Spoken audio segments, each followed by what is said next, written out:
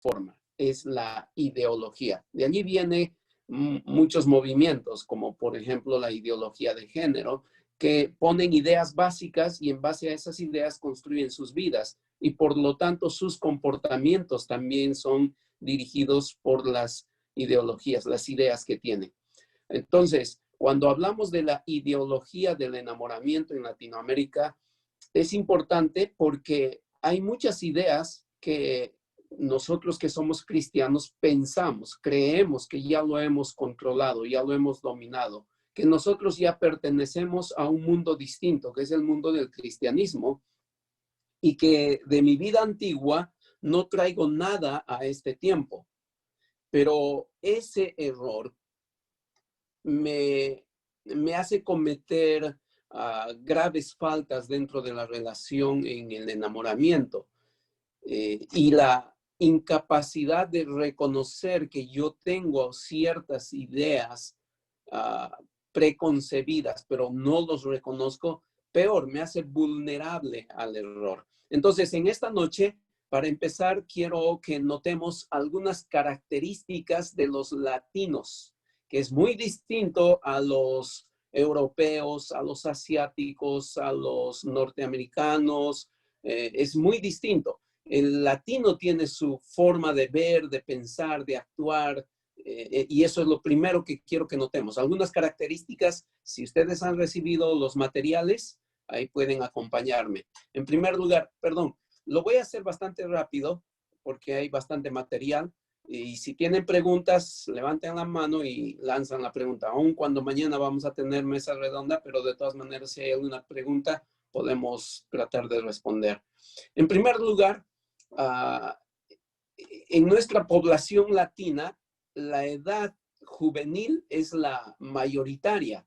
No así en Europa, en Asia, en otros lugares. Aquí en América Latina tenemos mucha población juvenil. Por lo tanto, las actitudes, las prioridades en la sociedad es apuntar a los jóvenes. Y tenemos una sociedad bastante joven. Según las estadísticas, tenemos cerca de 237 millones y se prevé que eso va a disminuir. La tendencia es a disminuir porque las familias quieren tener menos hijos cada vez. Pero imagínense 237 millones de personas entre 10 y 24 años, una población muy importante. En la letra B, la autopercepción como clase media. Los jóvenes de hoy ya no se perciben como pobres. Por el hecho de ser jóvenes, se perciben de la clase media.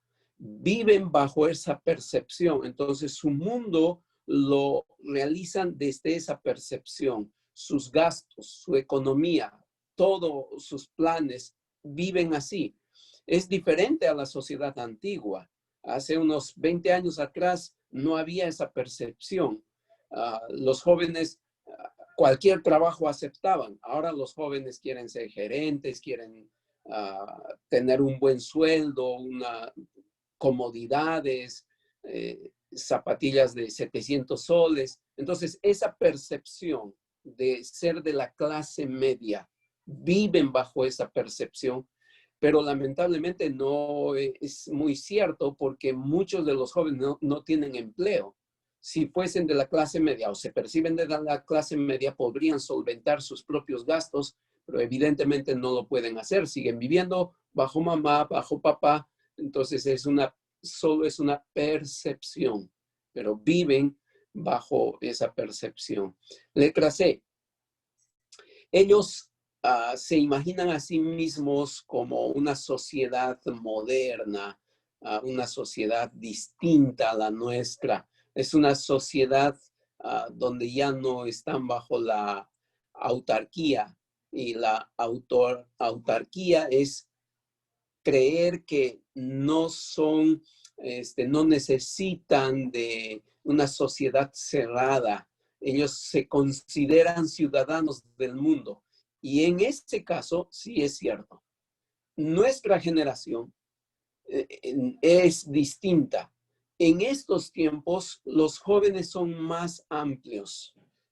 Por ejemplo, cuando los jóvenes juegan en sus celulares ciertos juegos, pueden estar jugando con jóvenes de China, de Japón, de Estados Unidos, de cualquier parte del mundo y se hacen amigos y conversan por el celular en esos juegos virtuales que ahora existen. Entonces, en este punto sí, su mente es mucho más amplio que en nuestro tiempo.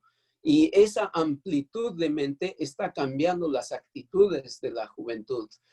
Sus prioridades, creencias, sus deseos tienen que satisfacer a lo que ven en otros jóvenes en otras partes del mundo. Ellos, por ejemplo, a diferencia de la generación pasada, ellos con más facilidad pueden conocer partes del mundo. En nuestros tiempos no.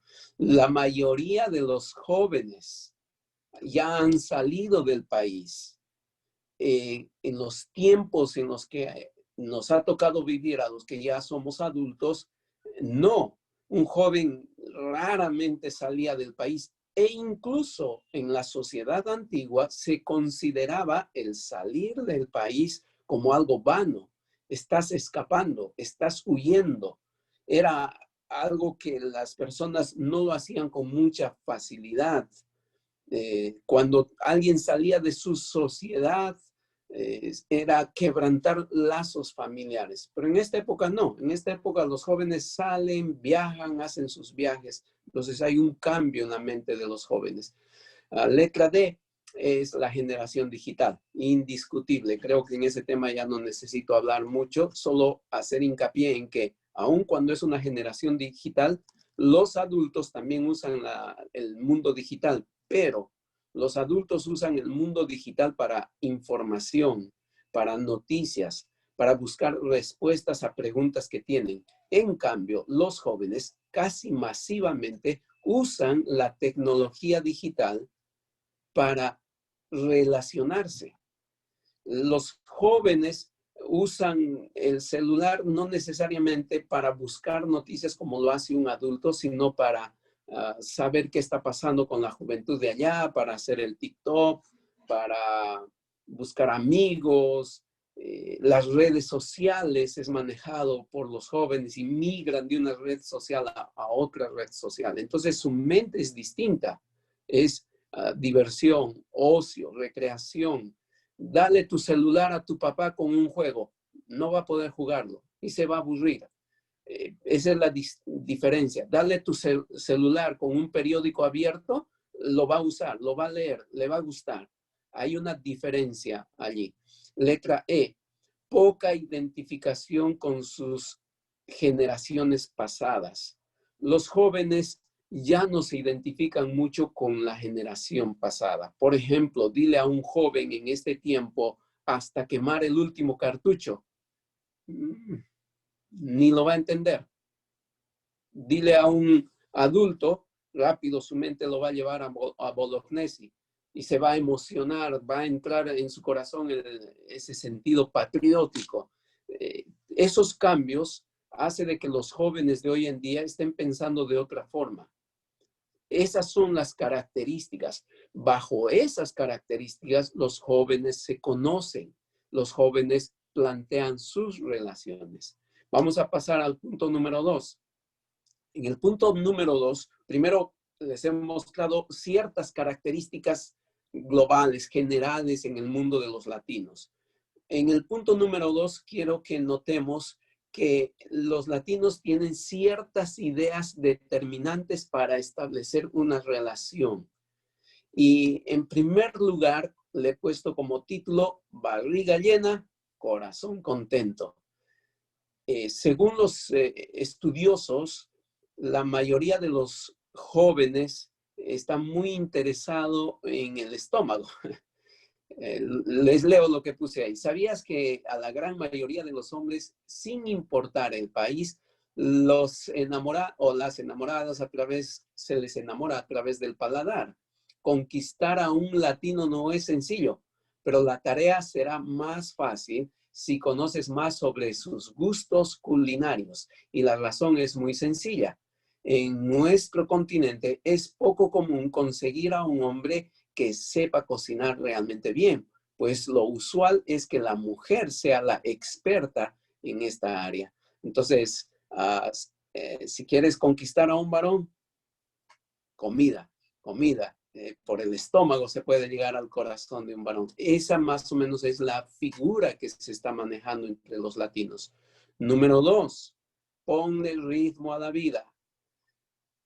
Esto quiere decir que otra forma de cómo empiezan las relaciones es a través de la música. La música es fundamental en los latinos. Tú vas a descubrir que la mayoría de los jóvenes tiene cantidad de música, escucha bastante música, se relaciona con música. Tú estás escuchando una canción y ese es tu favorita, subes al bus y alguien, una señorita está escuchando también y se emociona con esa canción, y ya hiciste un contacto, una conexión, porque se apasionan por la misma música. La música es muy importante en el corazón de los latinos. Así se vive. Ahora, piensen en este detalle que es muy importante. ¿Por qué creen que aquí en América Latina hay tantas discotecas? Es la zona del mundo donde hay más discotecas. Puede haber discotecas 1 por 4 y todas están llenas. Hace un tiempo atrás hubo esto de las 13 personas que murieron en una fiesta en una discoteca en plena pandemia. Y cuando entrevistaron a una de las madres, ella dijo, es que mi hija estaba aburrida, necesitaba ir a bailar, a cantar, a tocar su música, escuchar su música con sus amigos. Eso es lo que dijo una de las madres de una de las víctimas. Esto muestra lo que este punto está diciendo. La música es fundamental en la vida de los jóvenes. Letra C, más te pego, más me quieres. ¿Qué es lo que pasa? El mundo latino, eso, aunque yo lo he tomado esa frase de una corriente antigua, pero solo para ilustrar este punto, la violencia en las relaciones. Es un factor fundamental. No nos gusta hablar de este tema, pero estamos hablando de la ideología del enamoramiento en Latinoamérica y lamentablemente esto está presente en la ideología. El golpear, el mostrar quién domina, el mostrar quién es el fuerte. Y si nos vamos a las estadísticas, les he puesto allí algunas estadísticas resumidas de lo mucho que podemos descubrir. Entendemos que la violencia está presente en las relaciones. Hay parejas que no pueden hablar, tienen que gritar. Esa es su forma normal de comunicarse, levantar la voz. Gritan y cuanto más griterío hay, el furor se enciende. Y eso dice Proverbios. La Biblia nos enseña, nos advierte de que eso va a pasar. Levanta la voz, el furor va a subir y va a llegar la violencia. Se dice de que hay más de 1,400 muertes por causa de violencia familiar durante este periodo de la pandemia, solo aquí en Perú. 1,400 víctimas mortales por causa de la violencia en las relaciones. Y tú dirás, bueno, eso ya es dentro de los matrimonios. No, no, no, no. En los matrimonios ya suceden tal vez las muertes, pero la violencia empezó mucho antes. Y si te tomas la molestia de los datos que yo te he puesto en la separata, lo comparas en internet, buscas en internet, vas a descubrir que los datos son escalofriantes a nivel mundial. Pero aquí en América Latina, hablando de nuestras relaciones, este es un factor presente en las relaciones de los jóvenes y tenemos que luchar contra eso. Siguiente, letra D. Otro tema que está muy metido en el corazón de los jóvenes. Doble visión del enamoramiento. La doble visión. Es importante entender que la visión entre los chicos y las chicas adolescentes sobre el enamoramiento es diferente. Existe una disimetría en lo que los chicos llegan a enamorarse a través de las relaciones físicas, mientras que las chicas llegan a relacionarse físicamente porque se enamoraron. O sea, el varón se va a enamorar después de tener alguna relación física. En cambio, la chica va a enamorarse y luego va a tener una relación física. Así está pensando, así piensan los jóvenes hoy en día. Letra E, pasión sin compromiso. Los jóvenes no quieren comprometerse, no quieren una relación formal, solo quieren una relación temporal. Así se sienten bien, se sienten gozosos. Están enseñados y les gusta esa enseñanza de que puedes empezar una relación, romper esa relación, empezar otra relación, romper esa relación, buscar otra relación. E incluso a eso, que la palabra de Dios llama pecado, e incluso a eso le llaman virtud. Dice, la experiencia te va a ayudar para cuando tengas tu relación formal. E incluso muchas veces equivocadamente padres enseñan eso a sus hijos. Está bien, porque si no tienes experiencia, ¿cómo vas a llegar al matrimonio? Ese es un peligro. Y eso es lo que más está destruyendo los hogares y destruyendo las relaciones de enamoramiento. Está creando un fantasma. No quieren comprometerse, no quieren algo permanente, solo quieren algo temporal, algo que satisface los deseos. Y finalmente, otra característica que está dominando a la juventud en cuanto a sus relaciones es, así soy yo, y nadie me va a cambiar. Esa característica también es sumamente peligrosa. El individualismo, el ser personal, ya no hay una relación, solo hay un goce. Nos hemos juntado, estamos saliendo juntos para divertirnos, para gozarnos, pero no para cambiarnos. Yo no me voy a conformar a ti, ni tú a mí, ni los dos nos vamos a conformar y hacer una personalidad entre nosotros dos. No, eso no existe. Cada uno es lo que es. Y mientras seamos felices, estamos juntos. Si peleamos, ya nos separamos. No quieren cambiar. El individualismo ha controlado el corazón de los jóvenes en este tiempo. Bueno, esas son las características, las ideas que la mayoría de los jóvenes está cultivando en sus corazones. Y en base a esas ideas es que empiezan sus relaciones. Bueno, esa es la parte que la palabra de Dios debe corregir en el corazón de los jóvenes. Todo esto que les estoy diciendo es para que notemos, sí hay una ideología, sí hay un pensamiento, sí hay bases en las cuales los jóvenes están formando sus relaciones, pero esas bases son buenas. No debemos negarlo. No debemos decir, no, yo que voy a ser un joven agresivo, yo nunca voy a golpear. ¿Cómo voy a golpear a una señorita? Puedes decir eso, pero si las ideas ya están en tu corazón, tarde o temprano va a salir. Lo que el hombre sembrare, eso cosechará. Tú no puedes luchar contra las ideas. Solo Cristo puede quebrantar esas ideas en tu corazón. Necesitamos a Cristo en nuestras vidas. Pero una vez que Cristo está en nuestras vidas, y aquí es el punto donde quiero contrastarlo con la palabra de Dios, ¿cómo debe ser en realidad nuestras relaciones? ¿Cómo debe ser el enamoramiento? En primer lugar, les he puesto ahí en la separata, la meta siempre debe ser la misma, glorificar a Dios.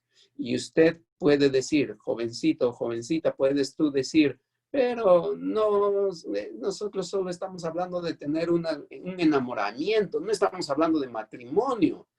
Ese es el punto.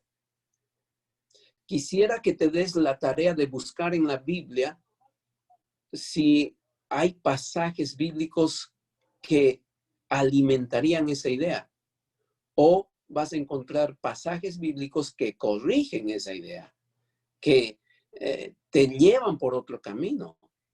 La formalidad le encanta, le agrada a Dios, es lo que busca. Y todo joven que es formal va a edificar su casa, pero todo joven que solo busca satisfacer sus deseos, satisfacer su corazón, va a tener problemas toda la vida. Bueno, entonces, el primer punto, hermanos, es glorificar a Dios. Sí, desde el enamoramiento, desde allí hay que empezar pensando en glorificar a Dios. Primera Corintios capítulo 10, verso 31 dice, si pues coméis o bebéis o hacéis otra cosa, y aquí viene la parte fundamental, hacedlo todo.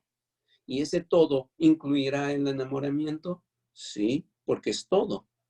Todo lo que hagas, hazlo para la gloria de Dios. Todas tus actividades debe ser bajo ese patrón, glorificar a Dios. Absolutamente todo tiene que estar regido para la gloria de Dios. Número 2, pasar toda la vida. La permanencia de las relaciones, principalmente el de pareja, está siendo muy mellado en estos tiempos. La juventud cambia de pareja como algo normal y aprobado por la sociedad, pero Dios exige la permanencia. Mateo capítulo 19, versículo 6 dice, así que no son ya más dos, sino una sola carne. Por tanto, lo que Dios juntó, no lo separe el hombre. Génesis 2:18, y dijo Jehová Dios, no es bueno que el hombre esté solo, le haré ayuda idónea para él. Bajo estos dos versículos, ¿qué entendemos de Dios? Dios está diciendo que tiene que haber permanencia. Y reitero, tú puedes decir, pero pastor, aquí estamos hablando de matrimonio. Esos versículos están hablando de matrimonio. Yo solo quiero un enamoramiento. Entonces mi pregunta para ti es, ¿qué es un enamoramiento? ¿Para qué es un enamoramiento? ¿Qué quieres con un enamoramiento? Y tus respuestas, si usas de respuestas sinceras, te van a mostrar que no encaja con el pensamiento de Dios. El enamoramiento también tiene que ser bajo el consejo del Señor, la permanencia, el ser fiel. Eso es fundamental. Si tú estás entrando en una relación solo para jugar, eso no es relación, eso es uso. Eso es usar de una persona para sentirte bien. Eso no es relación. Eso no puede ser enamoramiento, porque supuestamente en el enamoramiento tiene que estar presente una palabra fundamental, amor. Y la Biblia en primer capítulo dice que el amor no hace nada indebido. Si es enamoramiento, incluye amor. Y si incluye amor, tiene que ser bajo el concepto de Dios. Y el concepto de Dios es que el amor no hace nada indebido. Entonces, regresamos al patrón de Dios, la permanencia. Busquemos la permanencia en las relaciones. Regresando al pensamiento de los latinos y en este caso de todo el mundo, la juventud de hoy en día solo está buscando gozo, diversión, y eso no va a encajar con el Señor.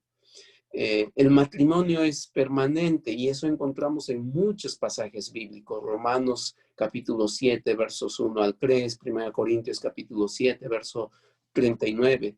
El amor es el principal instrumento que debe unir a las parejas. El sentimiento correcto es el resultado de la acción correcta.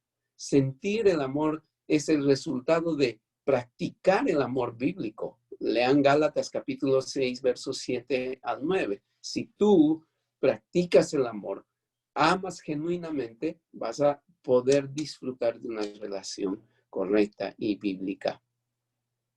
Luego, llegar al matrimonio. ¿Cuál es la meta del enamoramiento? Tiene que ser llegar al matrimonio. ¿Para qué te estás enamorando de una señorita? ¿Para qué te estás enamorando de un jovencito? ¿Es para pasar el tiempo? No. La meta tiene que ser llegar al matrimonio. Y en la Biblia encontramos muchísimos ejemplos. La palabra de Dios está llena de ejemplos para que dirijan nuestras vidas, nuestros corazones. Caminemos hacia esa meta. Busquemos pareja para unirnos para toda la vida. Así debiera ser. Les leo en el libro de Hebreos, capítulo 13, versículo 4. Honroso sea en todos el matrimonio y el lecho sin mancilla, pero a los fornicarios y a los adúlteros los juzgará Dios. A los fornicarios, a los adúlteros los va a juzgar Dios. La relación de ahora de los jóvenes incluye sexo. Está incluido el sexo. Para ellos, una relación es sinónimo de sexo. ¿Es pecado o no es pecado el sexo antes del matrimonio? Si escuchas el consejo de Dios, vas a decir inmediatamente, sí, es pecado. Entonces, ¿para qué un enamoramiento que se aleja de Dios? Tiene que ser en base a lo que Dios dice. Y la meta es honroso sea en todos el matrimonio y el lecho sin mancilla. Génesis capítulo 2, verso 23. Dijo entonces Adán, esto es ahora hueso de mis huesos y carne de mi carne. Esta será llamada varona porque del varón fue tomada. Mateo 5:28. Pero yo os digo que cualquiera que mira a una mujer para codiciarla, ya adulteró con ella en su corazón. Dios está queriendo que seamos cuidadosos y santos en nuestra mirada hacia el sexo opuesto. El enamoramiento es la etapa hermosa de la juventud. Es bellísima esa etapa, pero hay que hacerlo con santidad. Hay que ponerle las metas que Dios quiere que tengamos y no las metas que la sociedad nos da o que la ideología de este tiempo nos proporciona. Haz el contraste entre la palabra de Dios y lo que se está enseñando en este tiempo y ríndete al Señor Jesucristo. Para terminar, darse uno mismo. En una relación es darse uno mismo. En una relación no es qué beneficios recibo yo. Ese es el acto más egoísta. Y las relaciones en la actualidad se basan en el egoísmo. Yo tengo que recibir beneficios de esta relación. Nadie se junta a una persona, a una pareja, pensando y diciendo qué yo puedo servir, qué yo puedo dar a mi pareja, cómo yo puedo hacer feliz a mi pareja. Seguro que tú dices, yo quiero hacer feliz, pero primero tiene que hacerme feliz, porque si yo no soy feliz, ¿para qué le voy a hacer feliz? Mejor busco otra persona. El egoísmo es la clave en este tiempo, pero Dios nos dice, así no es. Las relaciones que la palabra de Dios enseña es una relación donde la persona busca dar para la otra persona, busca servir a la otra persona. Y pensemos en el Señor Jesucristo. En Juan capítulo 15, verso 13 dice, nadie tiene mayor amor que este, que uno ponga su vida por sus amigos. En 1 Corintios capítulo 13, versos 4 al 6, el amor es sufrido, es benigno, el amor no tiene envidia, el amor no es jactancioso, no se envanece, no hace nada indebido, no busca lo suyo, no se irrita, no guarda rencor, no se goza de la injusticia, mas se goza de la verdad. Esa es la base de una relación, el amor. Y si tú dominas este amor que la palabra de Dios te está presentando, tu relación va a ser exitosa. Entonces, contrasta la ideología que el mundo tiene, el mundo maneja, el mundo ofrece con lo que Dios te está pidiendo. Mi consejo, hermanos, es que escuchemos a Dios. Jóvenes, que disfrutes de una relación de enamoramiento bíblica, y vas a ver que lo vas a disfrutar, que va a ser lo mejor para ti y para tu pareja, y sobre todo para la gloria del Señor. Bien, mis amados hermanos, el tiempo nos ha ganado y a continuación tenemos otra exposición a cargo del hermano Nick Mendoza, la psicología del cortejo. Hermano Nick, adelante. Gracias, Pastor René. En primer lugar, agradecido al pastor. Para los que, bueno, de repente no conocen, Pastor René nos pastoreó mucho más de 10 años en nuestra iglesia, ha sido mi pastor. Así que estoy agradecido, pastor, por la exposición en esta noche, jóvenes. Agradecido al Señor también por su vida y su ministerio allá en Lima. Amados jóvenes, vamos a orar para que el Señor siga bendiciendo estas exposiciones. Vamos a cerrar nuestros ojos y pedirle la dirección de nuestro buen Dios. Amado Señor, gracias por tu palabra. Señor, gracias por la primera exposición de nuestro pastor, Señor. Y gracias, Padre, porque, Señor, la base de tu persona, Señor Cristo, debe ser el ejemplo de nuestras vidas, en el amor que nos ha amado tanto, Señor, enviando a Jesucristo a morir por nosotros, Señor. Ayúdanos a comprender en manera práctica, Señor. Necesitamos como jóvenes, Padre, aprender las verdades bíblicas, a poder, Señor, caminar en tu temor, Señor, a no ser impacientes, Señor, a esperar el momento adecuado para poder tener una pareja, una persona, y que pueda ser para toda la vida, Señor. Gracias por esos matrimonios ejemplares que hay, Señor, en tu pueblo. Gracias por el ejemplo máximo que es Cristo. Señor, guíame a mí, solo soy un instrumento, que tu palabra, Señor, sea audible, que sea clara, Señor, y que en esta noche podamos salir desafiados. En Cristo Jesús, amén. Jóvenes, seguimos con las exposiciones y voy a presentar una pequeña diapositiva que había preparado y nos corresponde el tema en esta noche de la sociología del cortejo. Cuando estaba preparando el tema, se me venían a la mente estos dos términos y decía, bueno, en la Biblia no está, pero no necesariamente cuando no está en la Biblia no quiere decir que haya principios. Porque la sociología en sí, no voy a hablar obviamente de sociología, porque es una ciencia muy amplia, pero puedo decir que la sociología en términos prácticos tiene que ver con el estudio del comportamiento del ser humano en su entorno, en la sociedad, con el entorno cultural, económico, político, religioso. Entonces, si uno va a la Biblia, va a encontrar que la Biblia es un libro de relación. Así lo muestra nuestro buen Dios cuando creó a Adán y a Eva, por ejemplo, en el Génesis.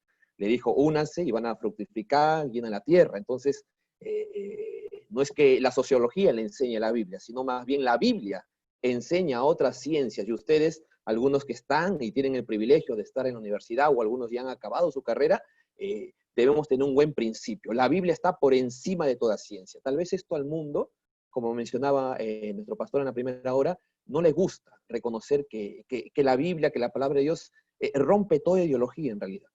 Va en contra de este sistema, de este mundo. Pero es así, la Biblia, la palabra de Dios está por encima de toda ciencia. Así que la Biblia habla de sociología.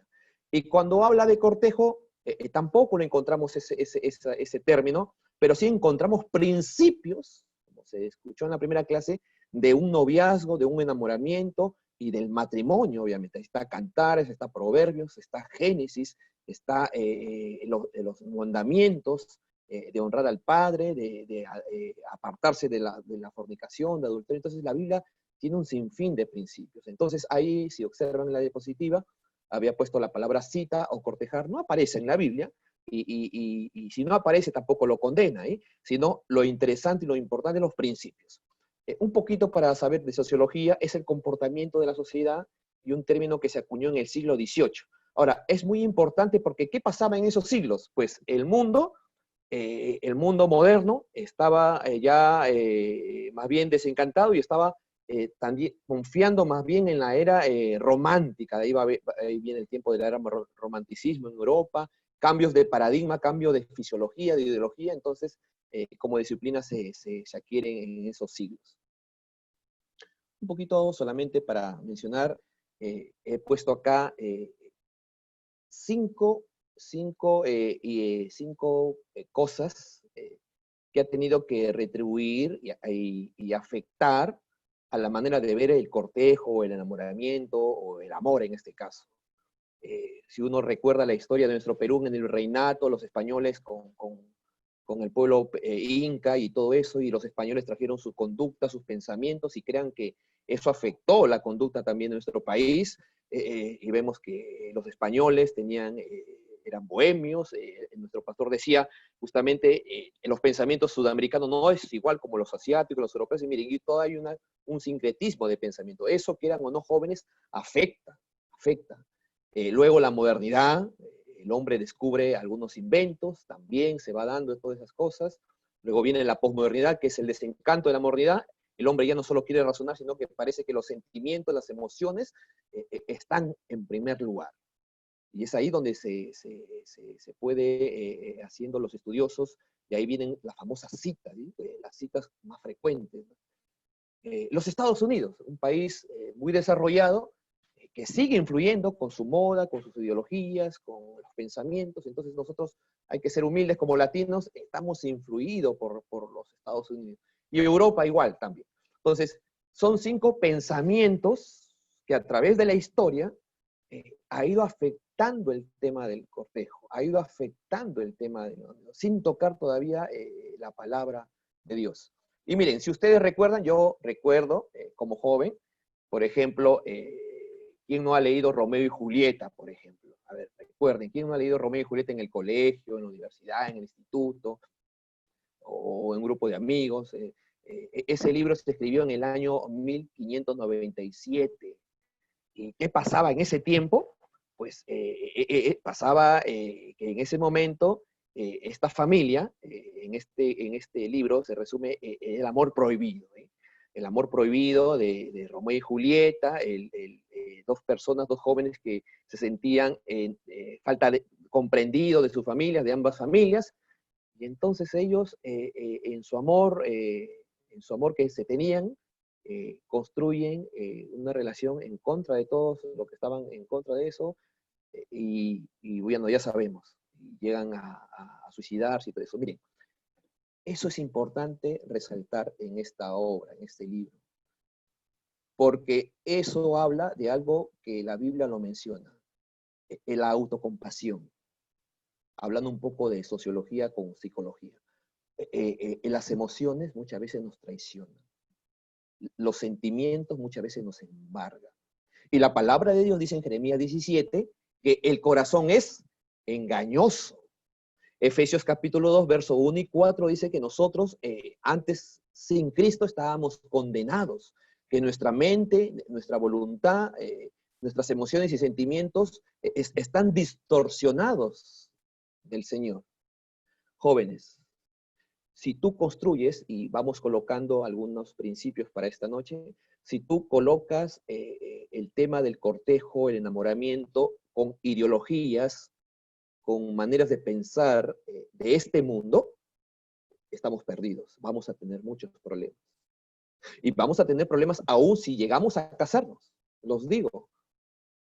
Les digo, quiero ser sincero con ustedes. Van a tener problemas porque no van a tener la base.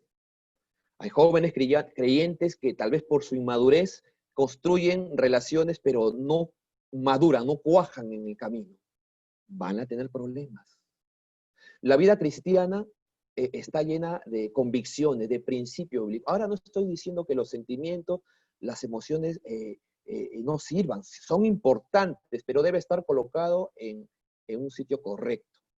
Entonces, muchas veces el mundo, las ideologías, la filosofía y todas las cosas que hay, nos puede afectar. Y eso afectó. Romeo y Julieta ha sido un fundamento para varias películas, para varios libros, para la música, para el arte. Miren, esa obra afectó.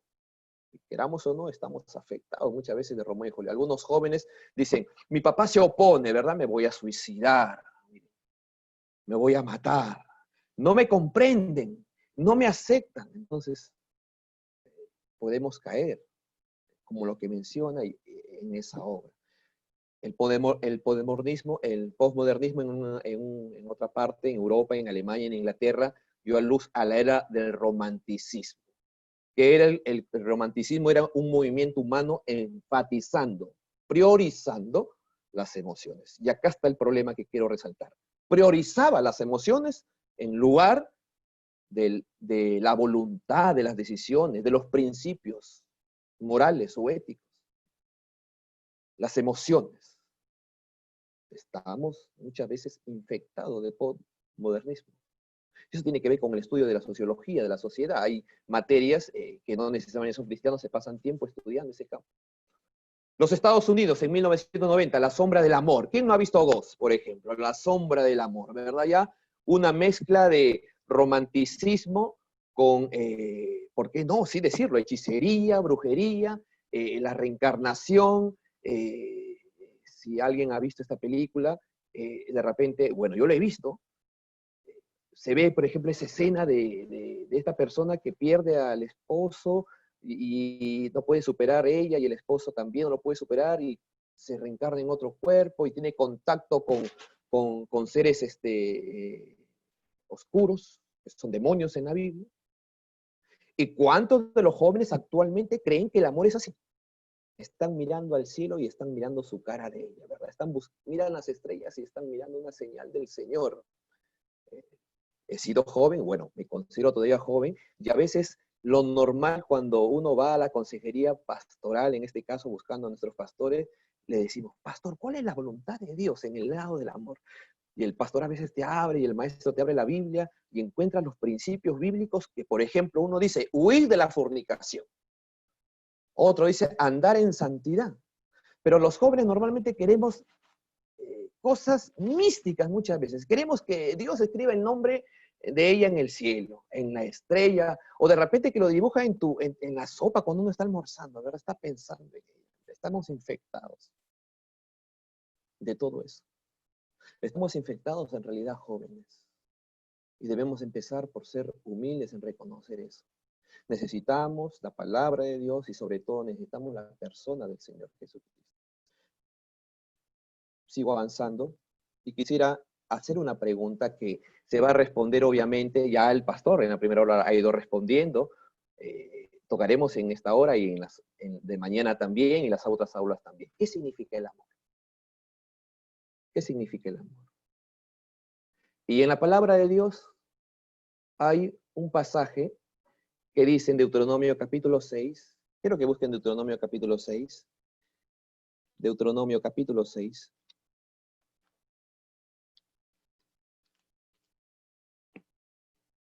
versículo 3. El Señor en el contexto le está dando a Israel los mandamientos.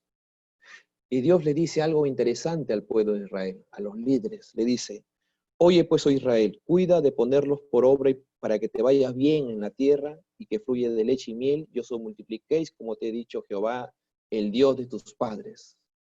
En primer lugar, el amor va a venir de una persona que instruye a las personas, que es Jehová Dios. Miren lo que dice el verso 4. Oye Israel, Jehová nuestro Dios, Jehová uno es. Llamarás a Jehová tu Dios. Interesante. Pues primera de Juan, capítulo 3 y capítulo 4, en las cartas del Nuevo Testamento, nos dice que Dios es amor. Y obvio, uno de los atributos de Jehová, de nuestro Dios, es el amor. Pues por lo tanto, Él como es amor, le está instruyendo al pueblo de Israel, le está diciendo, bueno, el primer deber que tú tienes que tener conmigo es amarme. Amarás a Jehová tu Dios, y noten lo que dice, de todo tu corazón. El corazón para el judío era el centro, lo que estaba diciendo, las emociones. Pero no solo eran de las emociones, la voluntad, la razón, los pensamientos, lo más profundo del ser humano. En términos prácticos, Jehová le está diciendo, ¿sabes qué? Tú tienes que tener una relación conmigo en primer lugar. Tú tienes que reconocerme como Dios, como tu Dios en primer lugar, para que ames. Porque dice, primera de Juan, capítulo 4, que Dios nos amó primero. Si usted lee todo ese pasaje, todo ese capítulo, desde el capítulo 3 hasta el capítulo 4, vemos que Dios es el que nos ama. Dios es el que nos busca. Y más bien, si nosotros no tenemos a Dios en nuestro corazón, si no amamos, no podemos amar, dice el texto. ¿Cómo pretendemos amar a nuestro prójimo si es que no amamos a Dios, si no vemos a Dios? Entonces, joven, uno de los principios también para esta noche es que tú tienes que tener primero un encuentro con Dios. Tienes que tener a Cristo en tu corazón. Para que tengas una relación correcta. Hermano, ¿qué tiene que ver con eso, con el momento? Pues bastante. Porque tienes que entender quién es el diseñador del amor. Quién es el sustentador del amor. Quién es el que da los principios del amor. Israel tenía que aprender en el primer mandamiento, miren, es el primer mandamiento, amar a Dios con todo su corazón y con todas tus fuerzas, y eso va a hablar de formación. Dice el 6, y estas palabras que yo te mando hoy estarán sobre tu corazón y las repetirás a tus hijos y las hablarás de ellas estando en tu casa, andando por el camino, al acostarte y cuando te levantes. Pues en el contexto los padres, los líderes tenían que instruir a los hijos con respecto a este mandamiento de amar a Dios. Pues a veces necesitamos reconocer que como jóvenes nos falta formación. Pero no estoy hablando de formación de conocimiento secular. No estoy hablando de formación de tal vez de una carrera o de un estudio. Nos falta formación bíblica en el carácter de Cristo. El que habla sigue aprendiendo, sigue creciendo, sigue confesando pecados delante de Dios. La formación en el Señor es constante, jóvenes. Y en esta área mucho más. Necesitamos primero tener un encuentro con Dios genuino, tener a Cristo en nuestro corazón y tener la actitud de ir caminando con Dios constantemente, con el Señor en su palabra, escuchando la palabra de Dios. Y en esta noche quisiera centrarme en poder ampliar justamente cómo podemos tener esa correcta relación con Dios para que eso se haga visible con nuestro prójimo. Y eso tiene que ver con sociología, con relación, con contacto. Porque la sociología secular se encarga de estar estudiando el comportamiento, pero dentro de otras materias. Pero en realidad, cuando uno va a la Biblia, entiende que la sociología en realidad es la búsqueda de la persona hacia Dios para poder relacionarse con las personas de una manera correcta. Y quiero que vayan al libro de Corintios, Primera de Corintios, el famoso libro. Yo como joven, equivocadamente, a veces sacaba ese pasaje y quería citarla de repente ahí, equivocadamente a un amigo, a una persona, sobre el amor. 1 Corintios 3, este versículo le voy a dedicar porque habla del amor. 1 Corintios capítulo 13. 1 Corintios capítulo 13. 1 Corintios capítulo 13. Miren cómo tener primero un encuentro con Dios, con Cristo, ser cristianos, en primer lugar, para luego yo poder relacionarme de una manera correcta. Ahora, ¿por qué tengo que entender de saber relacionarme con una manera correcta con mi prójimo? En este caso, un joven con una señorita con un joven.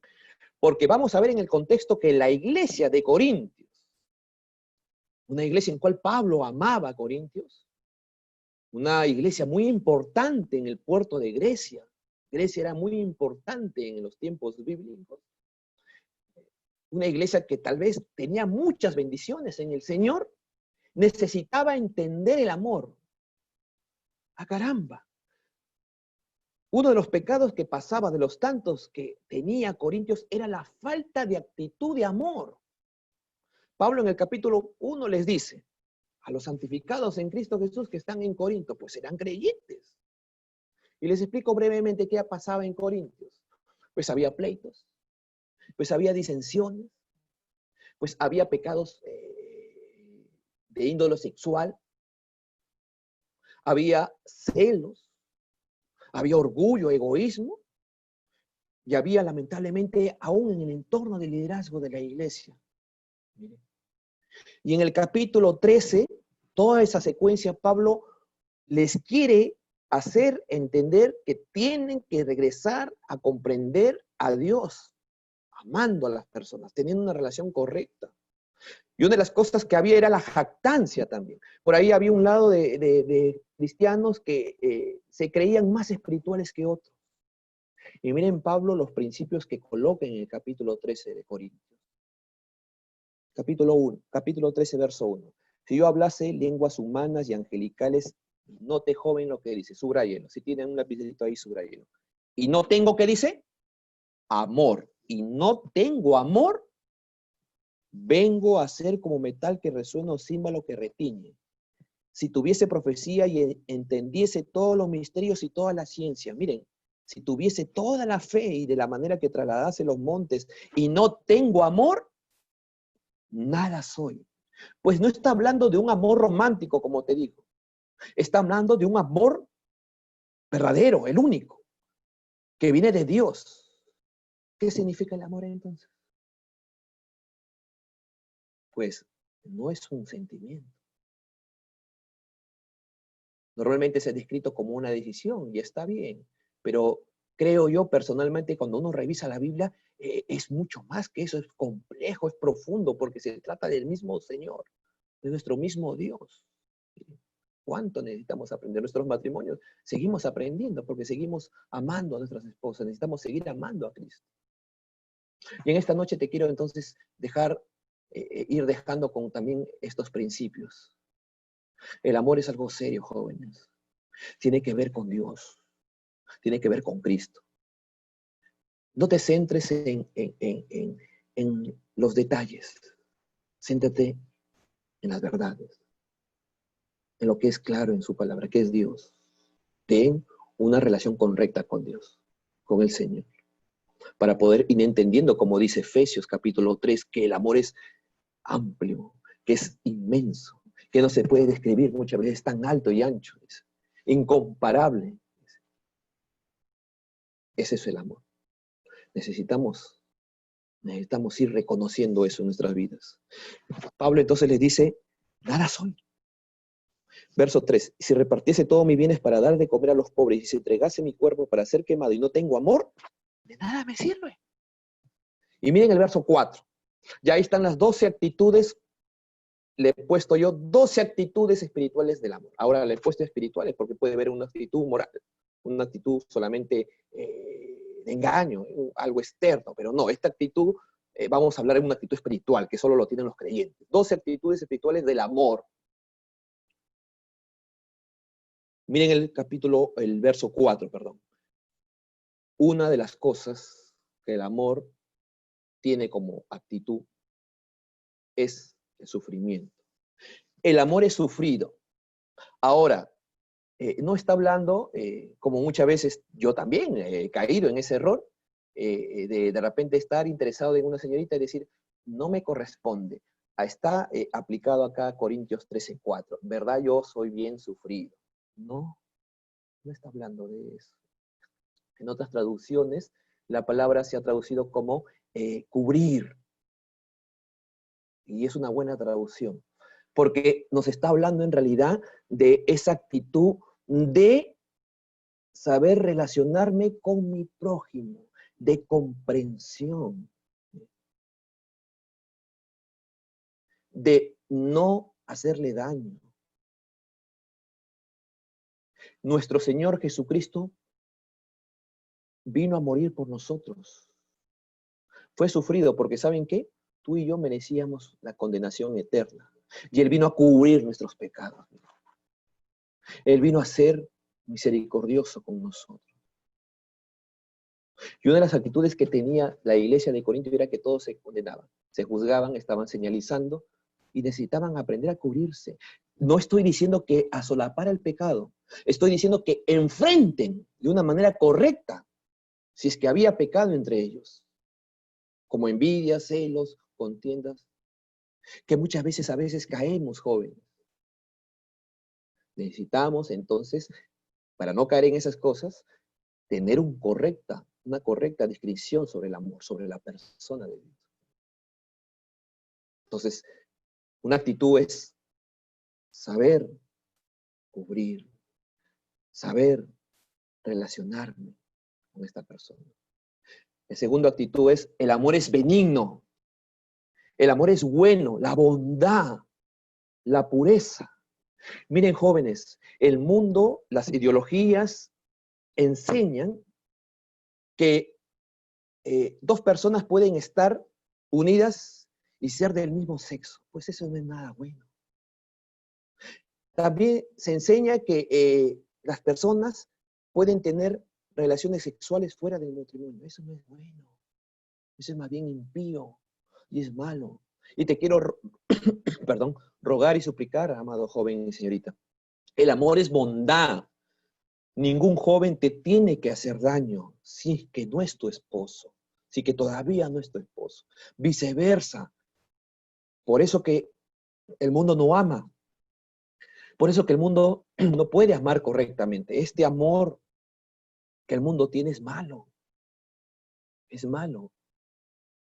Y la actitud que tenía que entender también la iglesia de Corintios era la bondad. El amor es benigno, es bueno.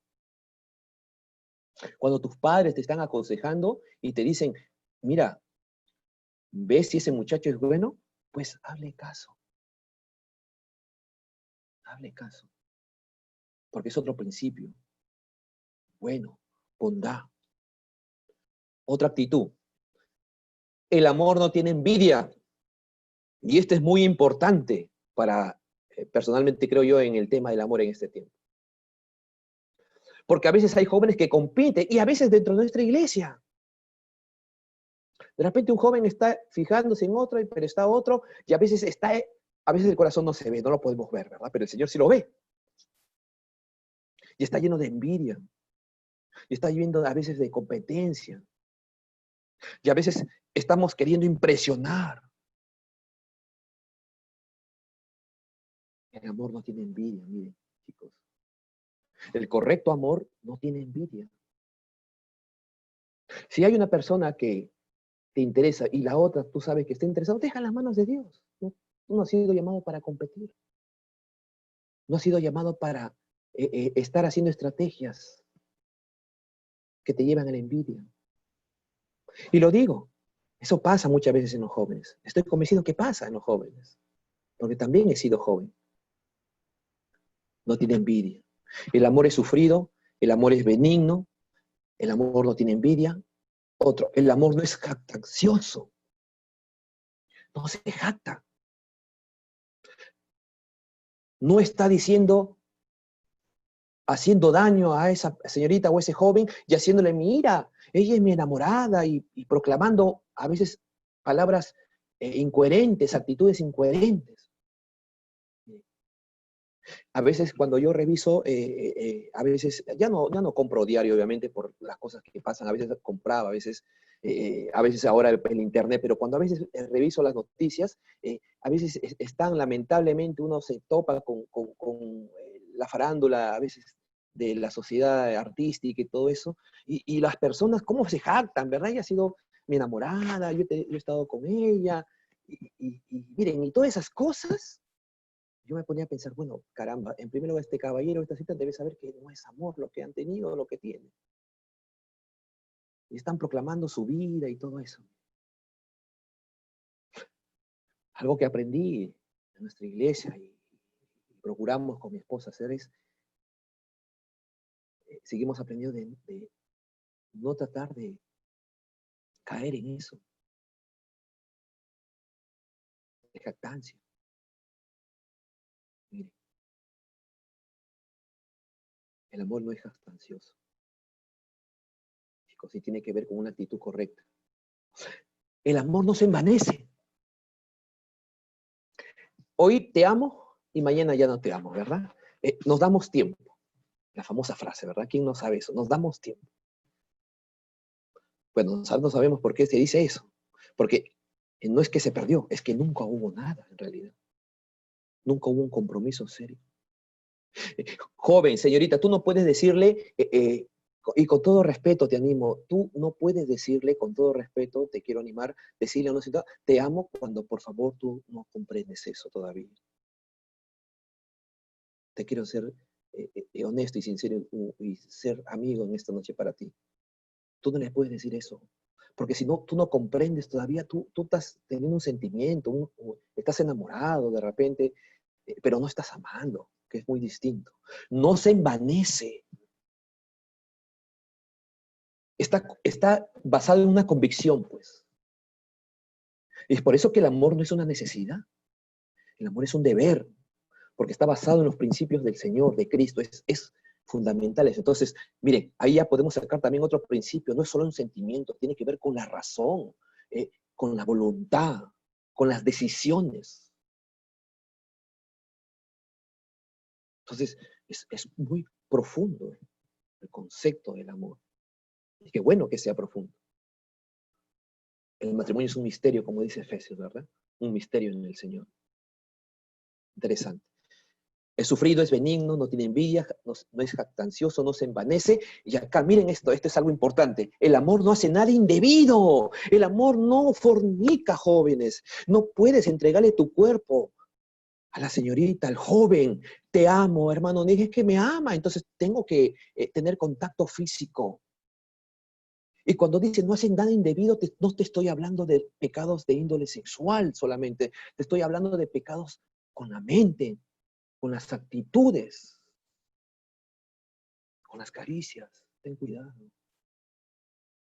No hace nada indebido, no hace. Quiero que esta noche grabes eso, no hace nada indebido. Por eso qué triste cuando un matrimonio termina, ¿verdad? Por eso nosotros estamos en contra del matrimonio, estamos en contra del adulterio, estamos en contra de la fornicación, estamos en contra de que tú des un beso a una persona que no va a ser tu esposa todavía. Estamos en contra de que tú la acaricies. Pero no estamos en contra porque somos malos, sino porque dice la palabra de Dios, el amor no hace nada indebido, no te destruye, no le va a afectar a la otra persona. Y Corintio, la iglesia de Corintio estaba eso, pues había celos, contiendas. ¿Se dan cuenta qué principio tiene que tener Pablo ahí? Decirles el amor. Ustedes no están amando, no están aprendiendo a amar. Y si saben del amor, pues no están caminando de una manera correcta. Por eso les instruye. No hace nada indebido. No busca lo suyo. En algún momento en los jóvenes, los sábados le decía, ¿verdad? Si una persona está, bueno, ya, ponle que estás enamorado, amigos, amigos especiales, ya está bien, no está mal esos términos, ya, como quieras llamarlo. Pero si esa persona no es para ti, no es para ti. Déjala ir, más bien. Y si la amas, no busca lo suyo.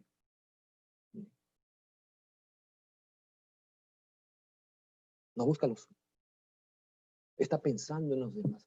Y eso lo vemos en Juan 3:16, que Dios nos amó, buscó lo suyo, pues el Señor decía, vengo por estas sartas de pecadores, pensando en mí, ¿verdad? No, vino pensando en los demás y vino pensando en el Padre, en el plan de Dios. El amor no busca lo suyo, el amor no se irrita, el amor no es pleitista, el amor no puede hacer daño.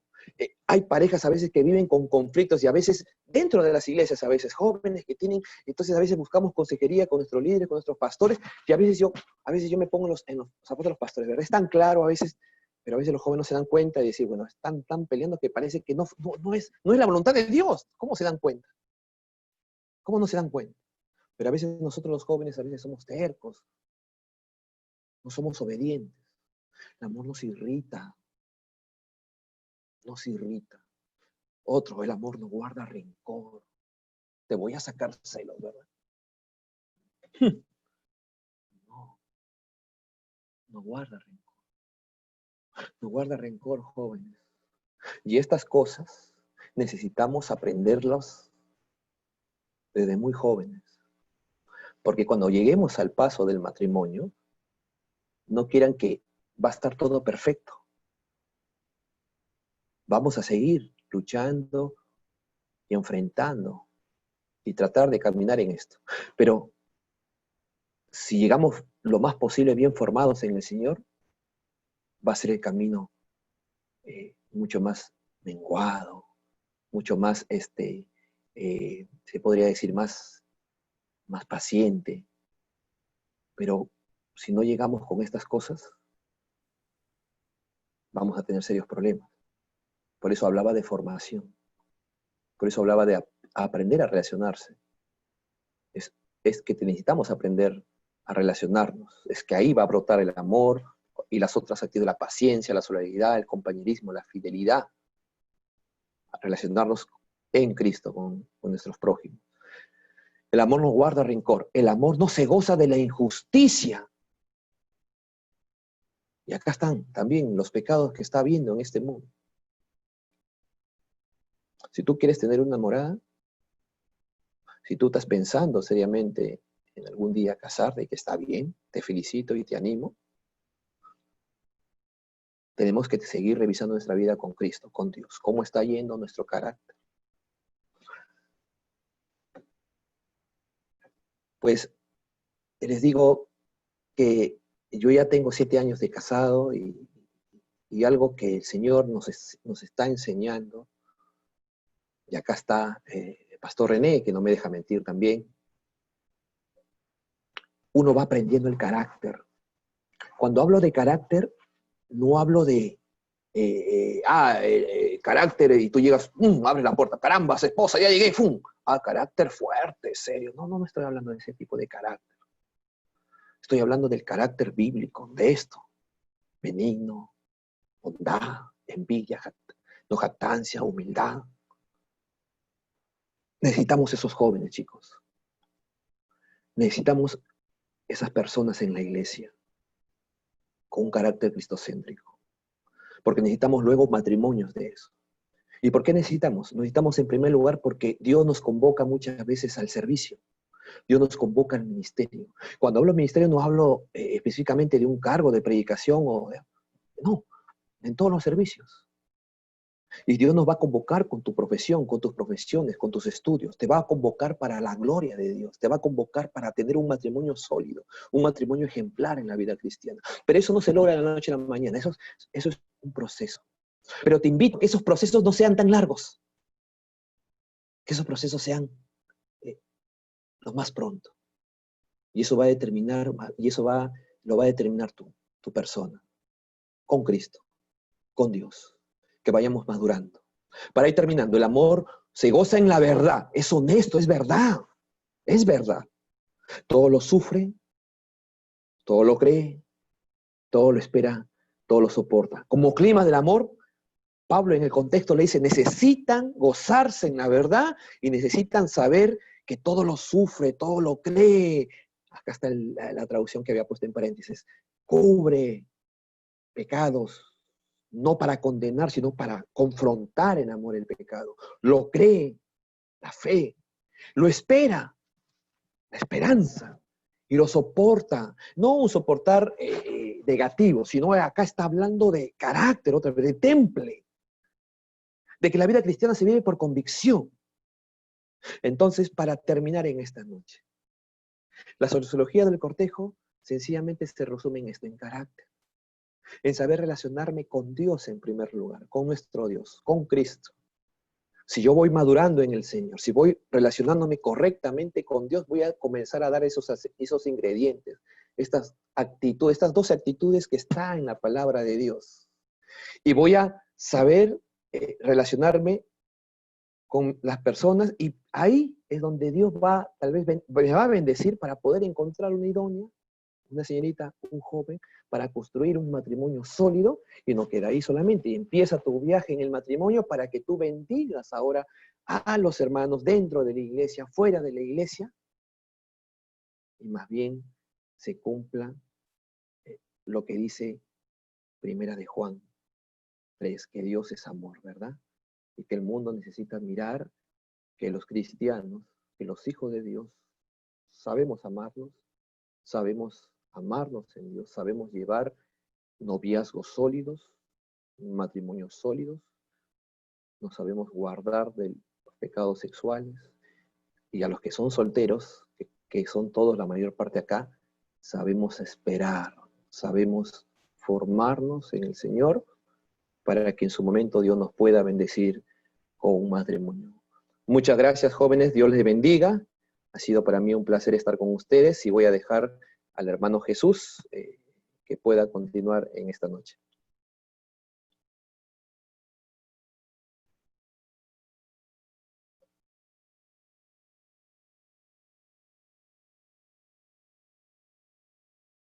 Hermano Jesús.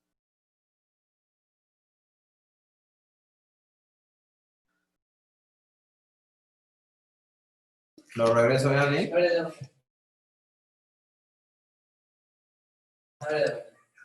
Buenas noches, hermano. Gracias por la palabra y sobre todo por los temas que se han abordado en esta aula virtual, y sobre todo que se espera que sea para edificación de cada uno de nosotros. No solo que quede en conocimiento, sino que pase a la fase de acción, y eso es lo importante. Si desean tener o tienen alguna pregunta y desean formularla, pueden escribirla al chat, y así también vamos avanzando con respecto a las preguntas que se estarán teniendo el día de mañana a partir de las 7:30 en la segunda reunión de esta conferencia. Es una de las sugerencias que se les hace partícipe a cada uno de los presentes. Sé que hay algunos de los temas que están allí que puedan estar, preguntas que están haciendo sonido en sus cabezas, jóvenes, y les invito a que puedan estar apuntándolas. Las pueden hacer llegar ya sea a través de este chat, o las pueden enviar al grupo de WhatsApp que se creó respecto a conferencia del cortejo bíblico.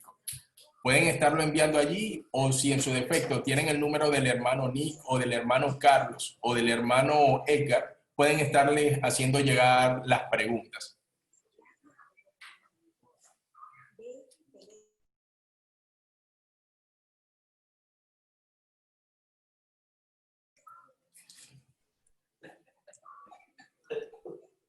¿Qué pasó? Ahora sí pasó. ¿Estás apagado todo?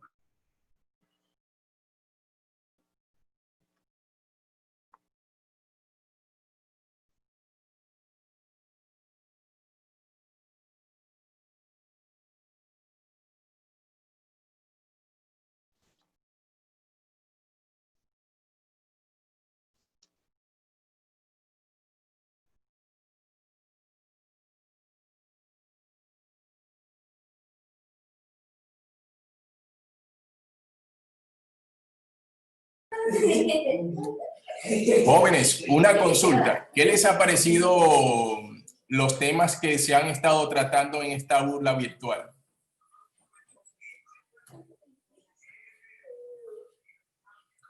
Miriam, ¿qué es lo que más te ha llamado la atención en las ponencias?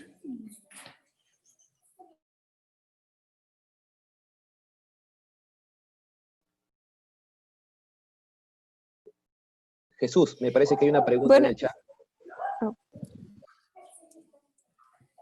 Gracias, Nick. En el chat.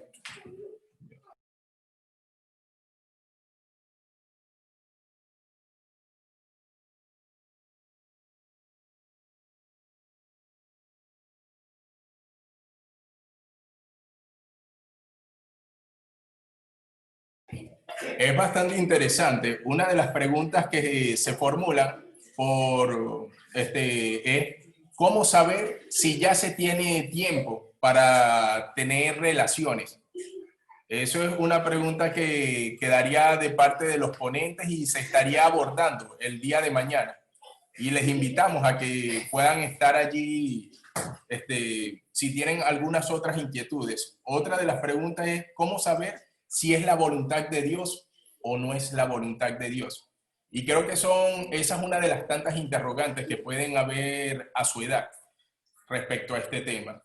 Y en la noche de mañana se estarán abordando no en base a lo que nos han enseñado, en base a lo que creemos, pensamos, la cosmovisión de la sociedad, sino en base a lo que dicen las Escrituras. Porque la Biblia es nuestra norma de fe y de práctica. A ella nos regimos y lo que allí expresa, a eso es a lo que tenemos que ceñirnos. Por eso están muy buenas las preguntas. ¿Cómo saber si ya es tiempo? Y sobre todo, ¿cómo saber si es o no es la voluntad de Dios? Son puntos bastante interesantes. Ya, espera un momento.